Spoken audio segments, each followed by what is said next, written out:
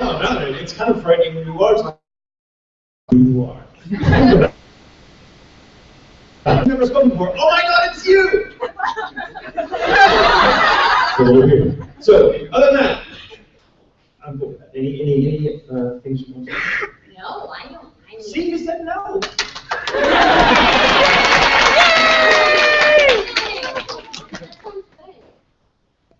Go Team Tatum. Go Team Tatum? I want to be Team Tatum. I don't want to be captain of this team.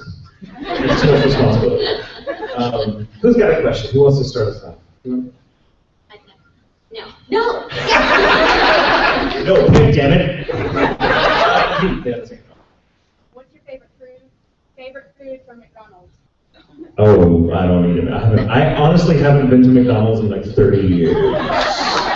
Back when I was a little kid and I was like on the soccer team, all right, me in sports is a ridiculous marriage. But my dad, soccer, it was soccer. How long did you play soccer? Oh, like 5 minutes. It's like it was a little, we were called the Raiders. We never won a single game. I would imagine you making references to Raiders of the Lost Ark the entire time you were on the team. You know what I was doing? I was playing with sticks. I'd be like, woo, sticks! And like, yeah, like the ball. Someone else did it. It's very similar to my experience in softball. But they used to totally, my father, who was the coach, one of the coaches for this team, used to bribe us with like, boys, if you win today, we're going to McDonald's. And we'd be like, oh my God, McDonald's!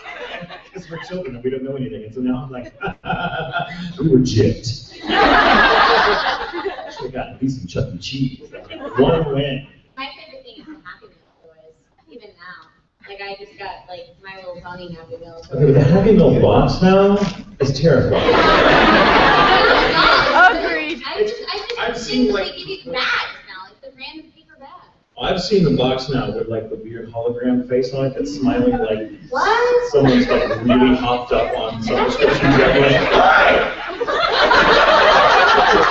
All the person Happy Meal box? Right, it looks really well. It's not like a laser powered hologram. Stamps or something, but it's this giant mouth and like eyes, and it's terrifying. It doesn't make me want to eat it, makes me want to run away. Take the toy and go. Take the toy and go. Yeah. I don't even know what they have on the menu at McDonald's anymore. Besides like the normal McDonald's, I cannot remember what a chicken McNugget tastes like, and I'm okay with that. Shamrock shake. Shamrock shake. Yeah, wasn't that just McDonald's thing? Yeah. Yes, somebody told me about Shamrock shake. I need to go. Shamrock shake. Makes me think of a gas station. That's a Shamrock. This shake tastes like petroleum. Basically what it is. Patrick's Day. Do you have a favorite McDonald's food? No, I just said I like Happy Meal toys. I don't eat them. But What's your favorite Happy Meal toy? Well, like recently, they had the My Little Pony one. So I got, and you get to put stickers on the My Little Pony, so you get to add, I guess, beauty marks to them or tattoos. Pony bling. But yeah, I thought that was really fun. And the Barbies, they still do the Barbies, which is exciting. Yeah, sometimes I get like the boy toys because I just want to mix it up. They have the Transformers. We're talking about Happy Meal toys. The family-friendly audience. You guys know what I'm talking about? They have Transformers. They have the little Skylanders. Boy toys. How times have changed. That's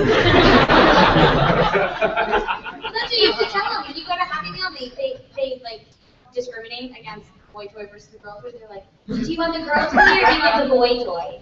I'm like, AKA the Barbie or the Hot Wheels car. They should just give you both. Yeah. I agree. Yeah. But you have to tell them or pay 99 cents to get an extra one. What? Or really be nice and tell somebody like, seriously, all I want is that one toy and you gave me a Barbie and I'm a tomboy. They should do like a king cake around the actually bake the toy into your food. Like, this is a Hot Wheels car. This is real metal. Just pop it up for us. One McDonald's question. Do you have a favorite McDonald's food? Yeah, you're the one that asked it. You're like, do you have a favorite? Stand up. Yeah. So why McDonald's? Do you like it? Are you a McDonald's fan? What's your favorite McDonald's meal? The Big Mac. Ooh, bold choice. Do you have a favorite Happy Meal toy ever? All of them? She's a diplomatic Big Mac. You liar. There's some toy you've gotten that you've been like, really? I can't believe you gave me this. Have you ever gotten like a disappointing? Do you work for McDonald's? Do they have you on retainer or something? She's American. She went like this. Like I was like, wait, is her name tag? Oh, she's American, so she likes cheese.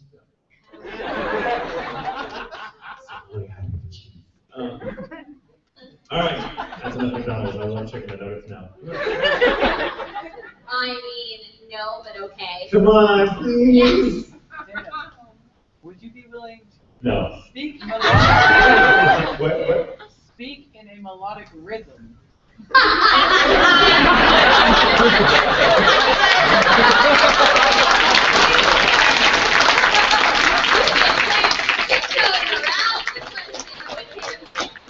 You did not say melodic rhythm. That could be like slam poetry, sir.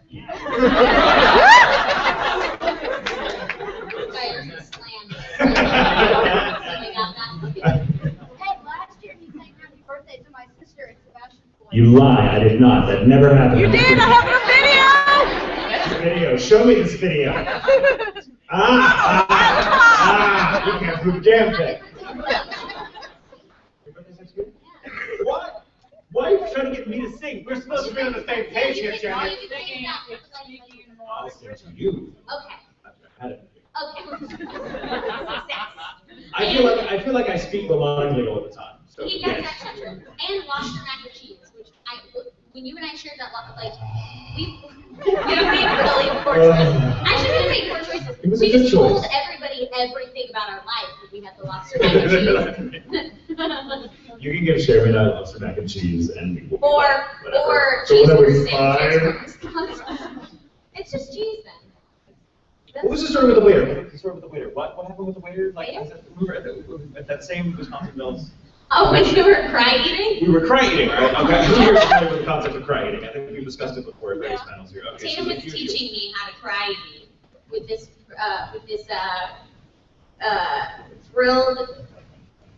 grilled cheese sandwich. In Wisconsin, so the cheese is amazing. Like when it's in front of you, it just came out of the back of the It's cow. seriously, the cheese curds don't eat them. They're not the best. I mean, they're still great. They're just not the best. But they're not Wisconsin Dells cheese. Yeah. So he was teaching me how to cry eat. Which I will explain in a moment. Our waiter walked, and still have that video. But anyway, the waiter walked by. I think he walked by twice and didn't say anything. He just glanced over and was like, You were crying I'm pretty not hardcore. gonna do this. And I was filming it, so that's what's worse. It's somebody's and I'm like, it's really horrible. And then the waiter walks by and he goes, is everything okay? And he was genuinely He thought concerned. we were dying. And then that made the video so much better. So he started laughing. He was like, no, it's delicious. He goes, I never got it. So cry eating is something I want each of you to try at some point in public. this weekend.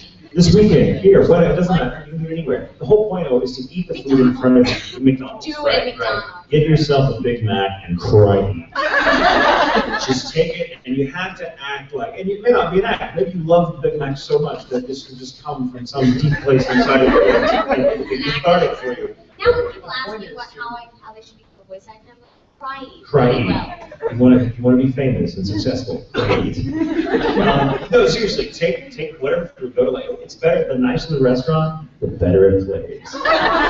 Just eat your food and cry while you eat it. Like you're crying because you can't stop eating the food in front of you. And hate yourself a little bit because of what you're doing. So you have to be like,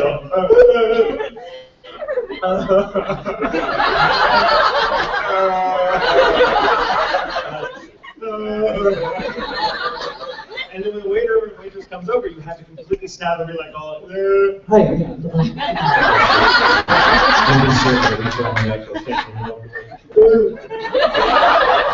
I taught the concierge mother how to do this last year when they took us all to dinner. and she outcried all of us. Oh, to me, cry eating. I mean, like, you see me doing shit like, ah! And there was like a wedding party there. And for me to look at someone crying and go, okay, that's not. Breathe it in, and I'm not ready. This woman did not mess around. She was like, oh, great, baby. She committed. It was a thing to do. But I want all of you to do it at some point because it's just a fun way to give waiters and waitresses have really crappy jobs. Give them a story. Give them a story. Make them go home and be like, oh my God, there was this crazy person eating a Big Mac, crying into it. I loved it. It was amazing. He was so happy. Crying with joy. I've been teaching people how to cry for years now. Can we get t-shirts? Thing. Like I survived. I survived, right? No, like J. Michael Tatum taught me How to cry. And it's like a person eating a burger and crying. The thing started with Mike McFarlane, the director for Full Metal Alchemist and many other things besides, mostly Attack on Titan, right? And he and I started crying together because it was his thing. He was like, yeah, do this, and we would take out lunch between like sessions, and he'd be like, and he was so good. Like Mike. We did this in slow-mo, we did this in Dallas. We used to do dinner with him every Sunday, and we would always cry. That's awesome. It was great. So Mike McFarlane taught me to cry, and now I pass him along to you. In slow-mo, and there's like few restaurants, because near Funimation where it records, there's a few restaurants that everybody goes to eat at for lunch. Yep. Now it's gotten to the point that everyone knows their voice actors that come to lunch, and they'll just be like, you have a weird voice, because we would start to go to these same restaurants and have accents. And they'd be like, oh, what are you today? Oh, okay. You're one of those cartoon people, aren't you? Like, get out. The Star Trek scene there, and they're like, Have you done character names before? They, like, oh, all the time. One Now time they know I who I did. am, so I can't do it. Like, oh, hello, Mr. Tatum. And they're like, hey, nice to see you. You're like caffeinated guy. Somebody, I walked in and I tried to give him a lick of beer. It's like, what's the weirdest, craziest, longest Japanese name that I've voiced today that I could, because Cherami isn't enough of a punishment for some people to try to figure out. So I was like, let me come up with a name, and the girl was just like, I can't remember what I said, but she goes, okay, I'm just gonna write H.I.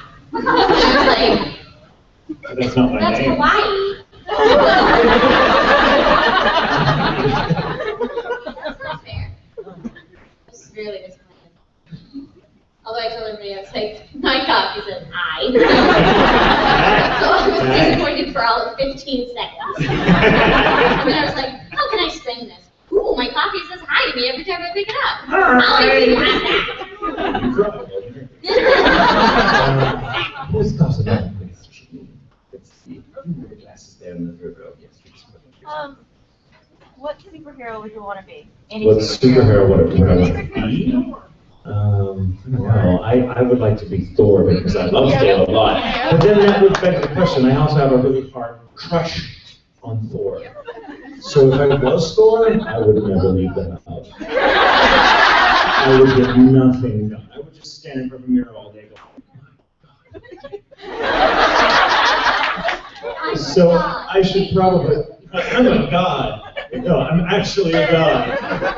Yeah, I don't know. Yeah, no, I'm going to go with Thor just because I want that. My favorite superhero is Iron Man. Good choice. But I don't want to be Iron Man. I want to be like Iron Man's no, I want to be his really obnoxious, super genius, talks all the time, teenage daughter that would rival him, and when he says something really smart alecky, she'd be like, oh really, Dad? And shut it down. That's what I know.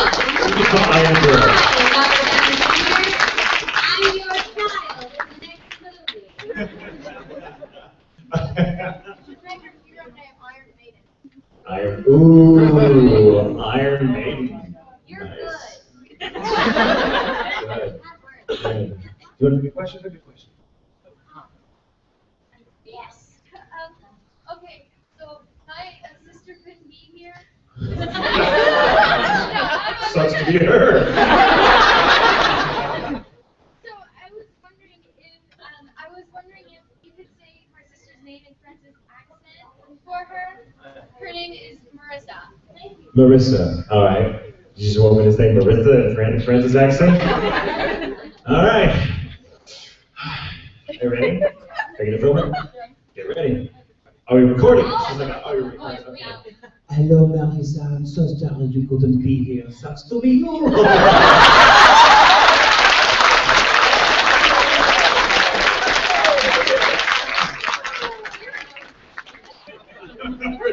Never gonna find her. She's like in the hospital or something. I'm like, oh.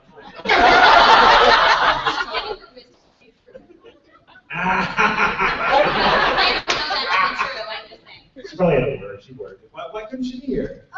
Please don't say she's lie. We didn't have enough money for her to.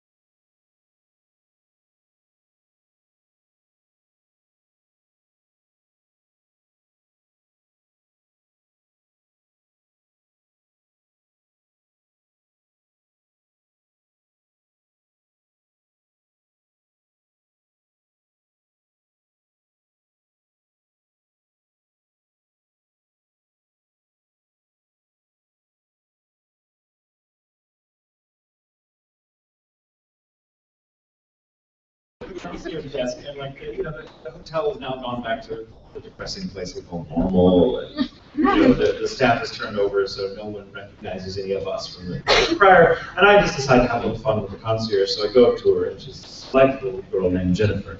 And I'm like, hello, how are you this morning? And I start doing this bashful voice, just because. Which is something about the British voice, that particular authoritative, like, received pronunciation British voice. The real British voice is nothing like that. I'll tell that story in a bit. Oh yeah, and then they're just kind of like, oh nice, nice to meet you. Hello, how are you? We really got your voice. But anyway, but so I was sitting there just talking with this gal named Jennifer, and she just looks at me, she's like, stop it, what is that coming out of your mouth? Stop. And I'm playing along, and I'm like, oh, I'm sorry, this is difficult for you to understand. Sometimes I need to slow down, sometimes I speak really fast. And she's like, no, but I'm just, Deborah, come here, Deborah. Deborah comes over, like, say something. I'm like, hello, Deborah, how are you? And then she goes, no, see, you were my boyfriend, and you talking like that to anybody else, I would kick your ass. And the other time that voice has happened, and like, we're like, in public, where it's coming, like, where something funny has happened on the kind of, I was doing this fashion voice for some fans outdoor at some convention once upon a time, I don't remember now where it was. And they were all like, oh my god, you're amazing, oh my god, we love you. I was signing some stuff with them, taking pictures and all that stuff, getting hugs. And a very drunk friend of theirs comes over and is like, oh my god, hey guys, we heard it, just completely sloppy, falling down drunk. And when they said, dude, he does Sebastian, he's like, let's hear it. And I'm like, that's not old, da da da da. He's like, dude, you're awesome, you're better than the guy they have doing it in the dub. And his friends just all go, oh my god. And I just start laughing, and when it dawns on him, he goes from like cocky to, oh my god, I'm so cool! And then runs up to his room and has. No, I hate that guy. I was like, oh, that guy's a douche.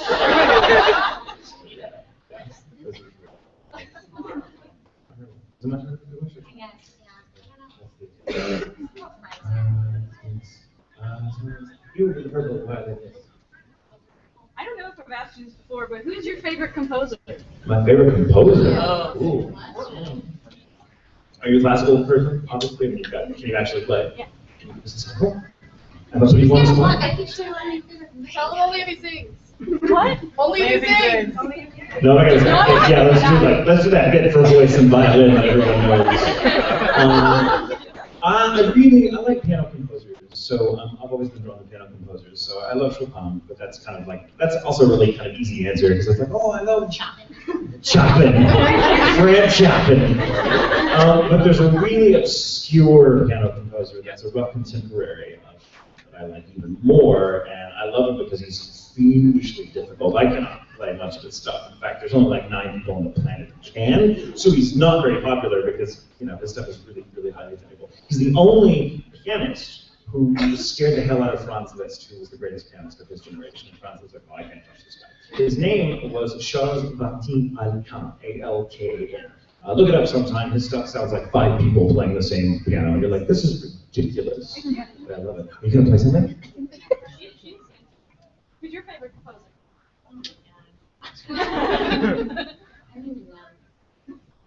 I guess probably. Good choice. Good choice. You're getting ready. You're teasing me. So. This is not conservatory. I'm not going to be like, oh my god. Okay, it's Mozart. Now you're making me nervous. Yeah.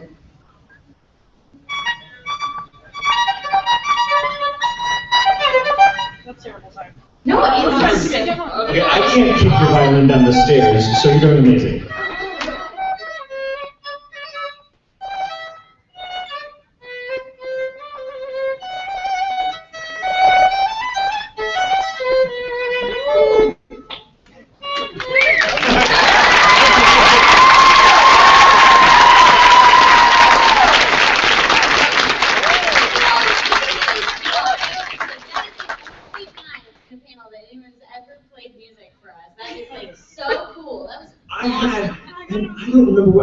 It might have even been you. Or you're the one that played Icon Mock Music in my autograph line last year, and it was like dun dun dun, and like when people showed up and started listening, it was like dun dun dun dun dun dun dun dun.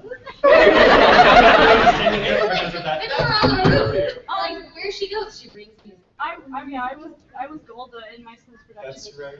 That's right. That's right. That's so fantastic. Who is your favorite composer? Or you can have several. It's hard. The favorites game is so dubious, isn't it? It's like, I love all of these people, but the only one I die for. Strauss, Johann Strauss II, and Shostakovich. Nice. Shostakovich? You're a violinist and you like Shostakovich? That's ballsy. No, Shostakovich wrote some of the hardest music for string players. Even in an orchestra, they're all like, and you're like, oh my god, I have to retune my instrument mid-phrase. I know, yeah, Shostakovich was angry. I wouldn't be too under Stalin, but still. He looks like Harry Potter. He looked Okay, I want everyone to get on your phones right now and look up Shostakovich and see if you agree that he looks like Harry Potter. Because now that I think about it, he totally looks like a grown-up, kind of puffy-faced Harry Potter. Shostakovich, it kind of sounds like it's spelled like it sounds. Not like Shostacola, but like Shosta. It's S-H-O-S-T. S-H-O, oh gosh. Right. S-H-O-S-T-A-K-O. S-H-O-S. Oh my god!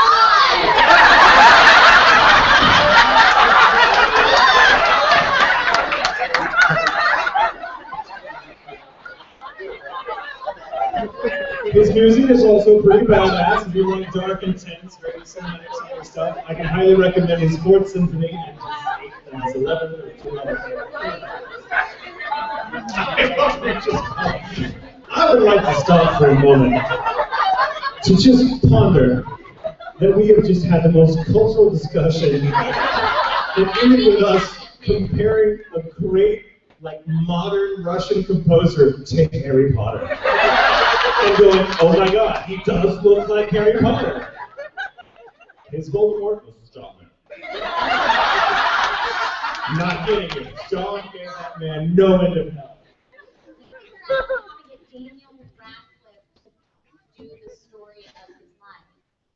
I don't know, can you find Daniel Radcliffe? Did he like disappear into the ether? No, he didn't.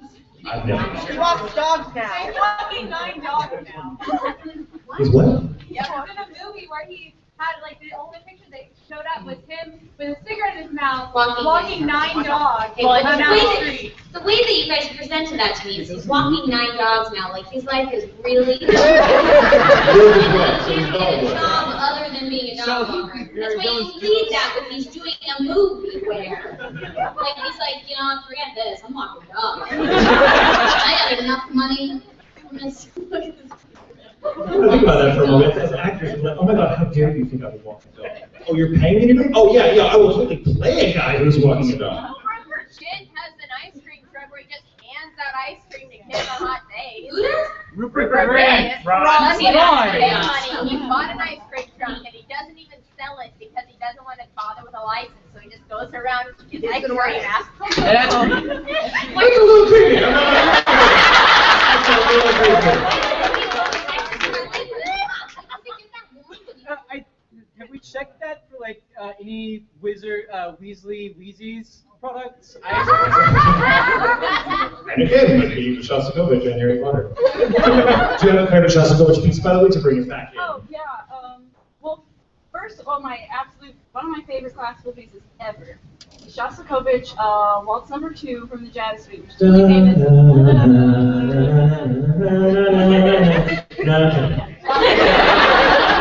Yeah, my dad's an orchestra teacher at my high school, so I got him to. Oh yeah. He won Teacher of the Year for my teacher. So I'm pretty proud of him. That's really cool. You're doing awesome. You're a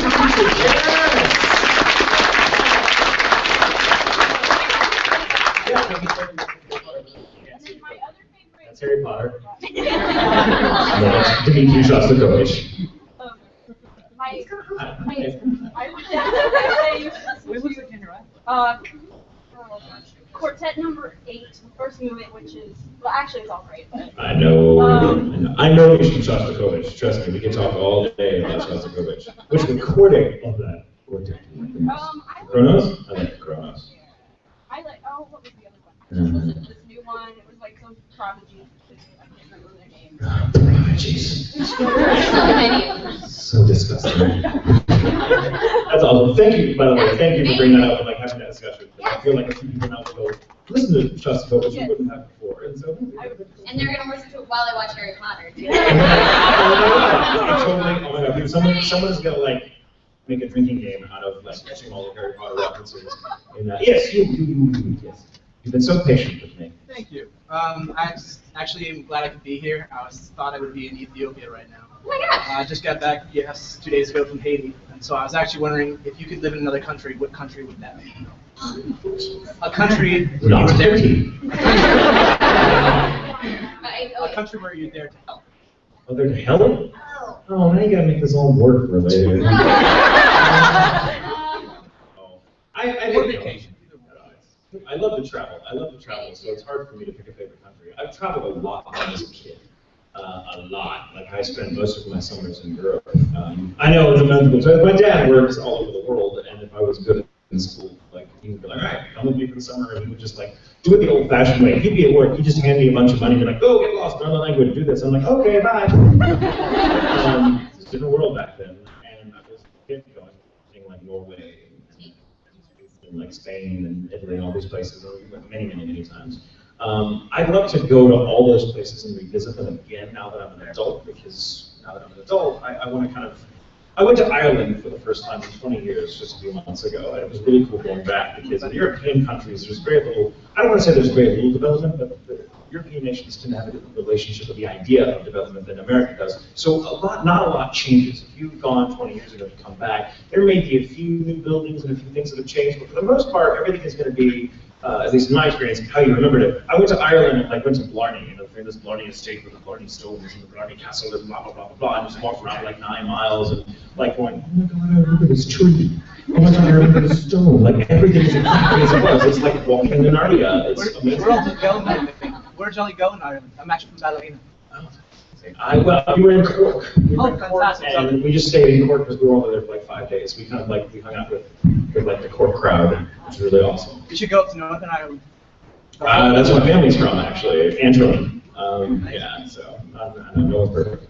I'm kidding. But I love Ireland. I feel like Ireland is sort of kind of my spiritual homeland, for better words. I would love to go back there. Just the Isles. British Isles themselves, but particularly Ireland, because it's so beautiful, and I just love. I found this going back for this convention I did back in March, of like how very much I feel Irish in my sensibilities. Like I'm a ball buster and a storyteller and like a yarn teller, and everyone is like that. I mean, with the minute we got off the plane, like the guy that came to pick us up, a guy named Niall, who I will always remember as a dear friend. We get off the plane and it's like 30 degrees outside. He's like, no, welcome to Ireland, sorry it's cold, nothing we can do about it. Would you like some chocolate? And he's got like bags of cadbury. And I'm not kidding you, it's exactly, and like we took, he meet his mom one night, and his mom, no, this was the exchange, okay, so if I have to drop a couple F-bombs, excuse me, it's for effect, but I mean, like, it's you know, his mom, he's like, oh, my mother, when I take you to visit my mom, she's gonna love you guys, it's gonna be great, she's just gonna make you some shepherd's pie, you've never had anything like it in your life. We go in, and he's like, Ma, got this, and you hear his mom go, how's he? I said, 9. Oh, for fuck's sake. Come in, nice to meet you, sorry, my house looks like shite, can I get you a spot of whiskey? And I'm like, no, we're fine. And when we said no to whiskey, that's like, her response was, oh, I'm sorry, would you like a soda or something? Should I put in a bottle or a sippy cup for you? And we're like, we'll have that whiskey now. Good answer. I love this country. So for me, it would be Ireland. Now, whereabouts are you from? I'm from Ballina, up by Belfast. That's beautiful. I love Belfast. I've been to Belfast and Dublin, and like Dingle and all the Dingle's the funniest thing. Welcome to Dingle. I'm like, hoity. But that's so Ireland, my choice. Sorry, what about you? I've always wanted to go to Italy. I've been to Paris and I've been to London, and I loved going to Stratford, England, which is where Shakespeare's Any of the Doors were so small. And for you to say that, yeah. It's amazing. I feel like Patrick when I go over there. But I would like to go to Ireland as well. I don't know. I really like to travel. And to help, I really don't know. A part of me wants to say, like, Uganda, but then I also think, I mean, Mexico is so close, but there's a lot of stuff going on in Mexico, and because it's so close, I feel like it's closer to home. I mean, no pun intended. And so I mean, there's a lot of stuff. When we were just driving by going from Texas to California, we were taking a road trip, and everyone's like, okay, don't go near the border, which is kind of how you get from Texas to Los Angeles. But they were like, you need to go the northern route because they have found about like 16 girls' heads on the border. Yeah. And I think that's a problem. So, I mean, like, I don't think anybody should be scared to travel anywhere. And I think that oftentimes people are like, oh, we're going to go to Cancun. And I mean, I think that's awesome, go party and whatever, but like, there's a lot of stuff happening in Mexico that people just like to sweep under the rug, which I don't think is a good plan. But then people do that all over the world as well, so. Yeah, that was dark. Wow. It's okay. Oh, good question. Why were you? Yeah, what about you? Like you explained that you said that. Like, Yeah, I'm actually a missionary. Oh, cool. And so I just got back from Haiti for a couple months. I would have been going to Ethiopia, Yeah. but things got changed up with that. And so I'd love to go to New Zealand. I've wanted to go Very for cool. a very long time now, about a decade. And but to go to help, Russia all the way. Okay. Oh, that's Unparalleled need when it comes to children there. yeah. These people are doing this stuff. I know. Let's all go to Russia and help. Yeah. Sorry to take you. Okay.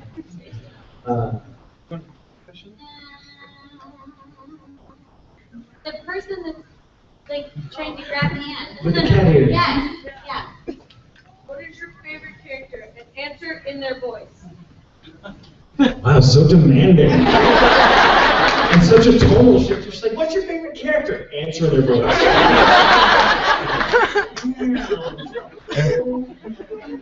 I mean, it's honestly super hard to pick a character, and I mean, I know that a lot of voice actors make this comparison, but we have to put a little bit of ourselves into every character, so on some level it's like, which part of yourself do you like, which other ones do you just like hate? And I mean, there are, like, of course, there are aspects of ourselves that we wish were better, but in some level, all of our characters are like our kids, so I don't want to Sophie's Choice my children today.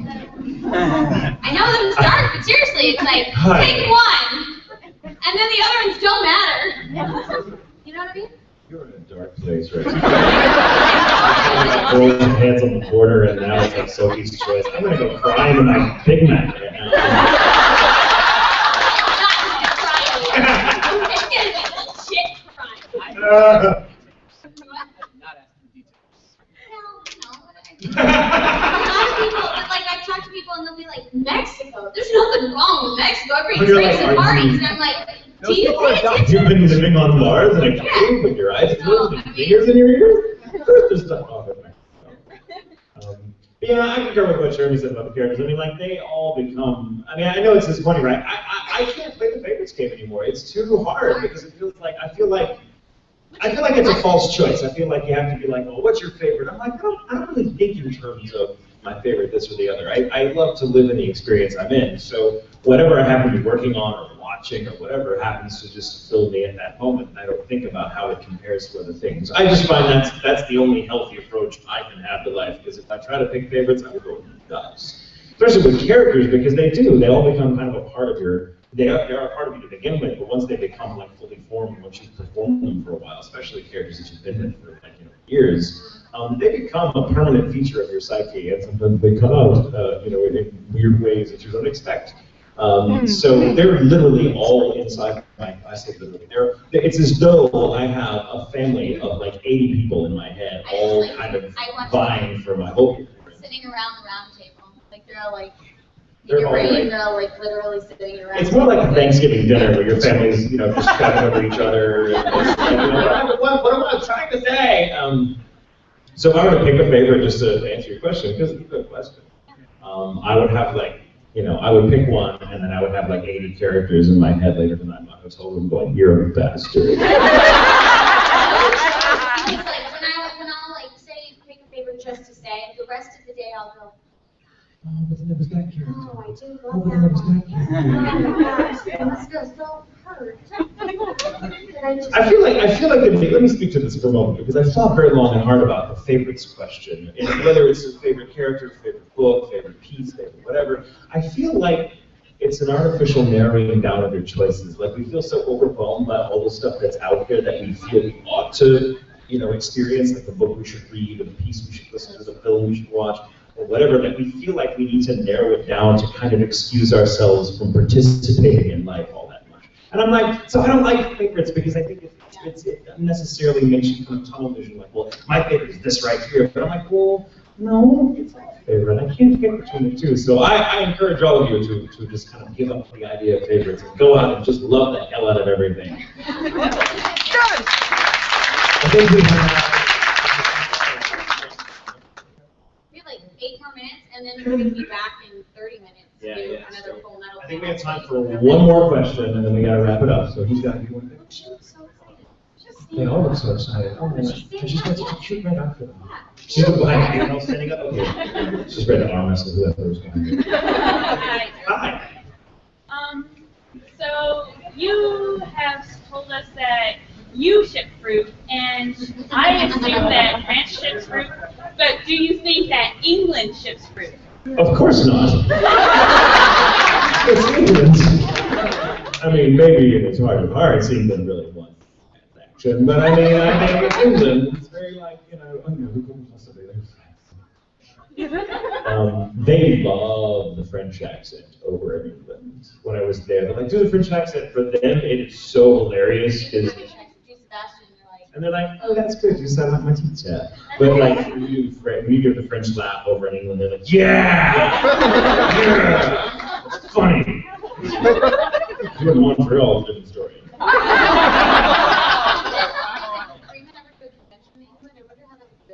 No, it was tough. It was very validating. When I'm like, do you like my accent? Like, oh, we love it. You sound natural. Like, okay, cool. That's really awesome. All right. So we have to wrap it up now, so we can take our little break before the affirmation. Oh, I'm just getting started. We have all weekend. Don't worry about it. So thank you guys for coming. We'll see you at the next panel.